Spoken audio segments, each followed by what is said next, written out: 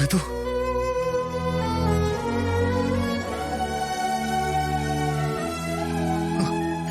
ഋതു ഋതു ഋതു കരയാതെ. ഞാൻ വക്കീലോട്ടാ വന്നിരിക്കുന്ന. ഇപ്പൊ ജാമ്യം കിട്ടും.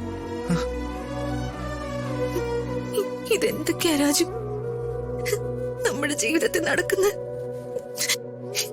എനിക്കൊന്നും മനസ്സിലാവുന്നില്ല. നമ്മുടെ ശത്രുക്കളുടെ എണ്ണം പെരുക ഋതു. ഋതു കരയണ്ട. കരയല്ലേ.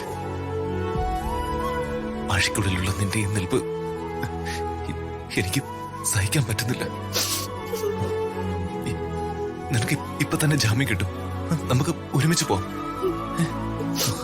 കരയാതിരിക്ക.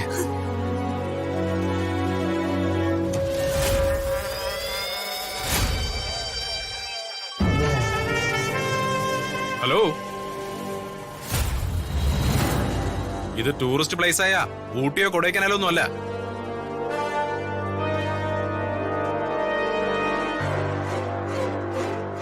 ഇവിടെ റൊമാൻസ് ഒന്നും പറ്റില്ല. ഇത് പോലീസ് സ്റ്റേഷനാ. Police station. ഇതെന്റെ വൈഫാണ് സാർ. സാറിന്റെ വൈഫ് കരയുന്ന കണ്ട സാർ ആശ്വസിപ്പിക്കില്ലേ? എന്റെ വൈഫ് കൊലപാതകവും ചെയ്തിട്ടില്ലല്ലോ. നമസ്കാരം സാർ. നമസ്കാരം. ഞാൻ ഋതിയെ ജാമ്യത്തിൽ ഇറക്കാൻ വന്ന.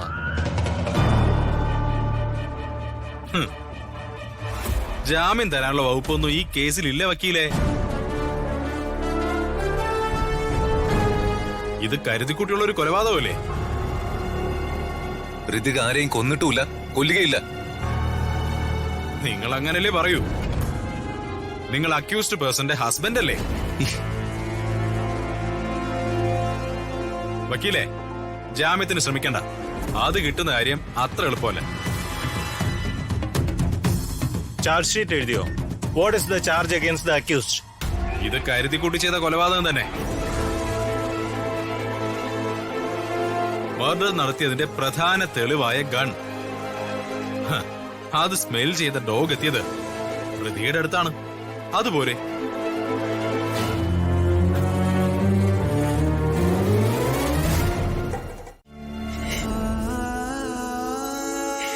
വിഷമിക്കാതെ മാഡം.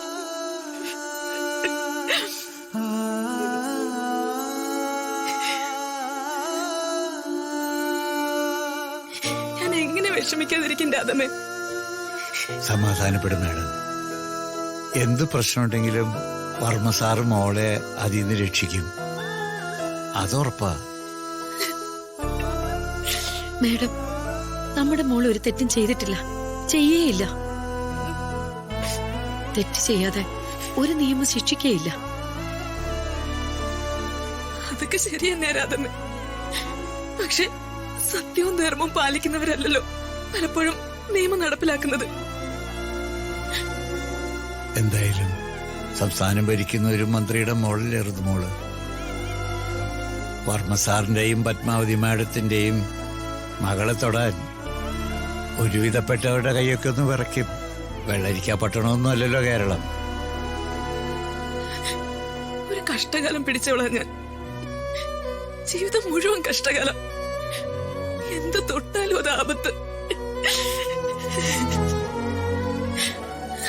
എന്റെ നിരപരാധിത്വം തെളിയണം.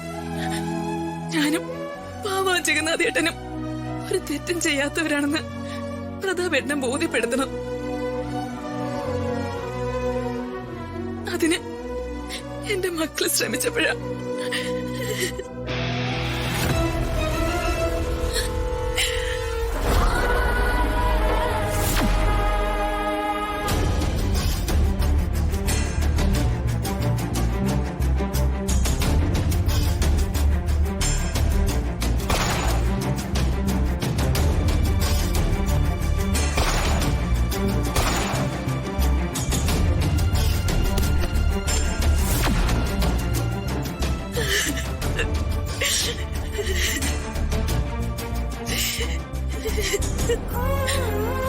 പാവാ ജഗന്നാഥേട്ടൻ. ഈ വേണേട്ടനും ജഗന്നാഥേട്ടനും ഒക്കെ എന്റെ അമ്മ പ്രസവിക്കാത്ത എന്റെ കൂടപ്പിറപ്പുകളായിരുന്നു. ആ മനുഷ്യനെ അവര് കൊന്നു. എന്റെ മോളെ അവര് ജയിലിലാക്കി.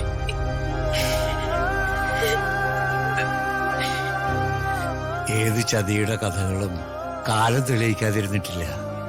ശത്രുക്കൾ ആരായാലും അവർക്ക് താൽക്കാലികമായൊരു വിജയം ഉണ്ടാവും. പക്ഷേ അവര് നിയമത്തിന് മുമ്പിൽ കീഴടങ്ങിയേ പറ്റൂ. അത് മനുഷ്യന്റെ കോടതിയിലായാലും ദൈവത്തിന്റെ കോടതിയിലായാലും.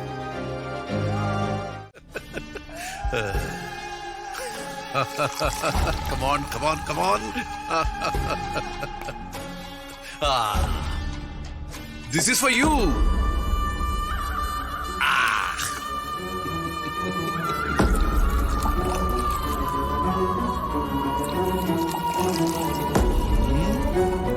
Okay? മതി. കുട്ടിയൻ.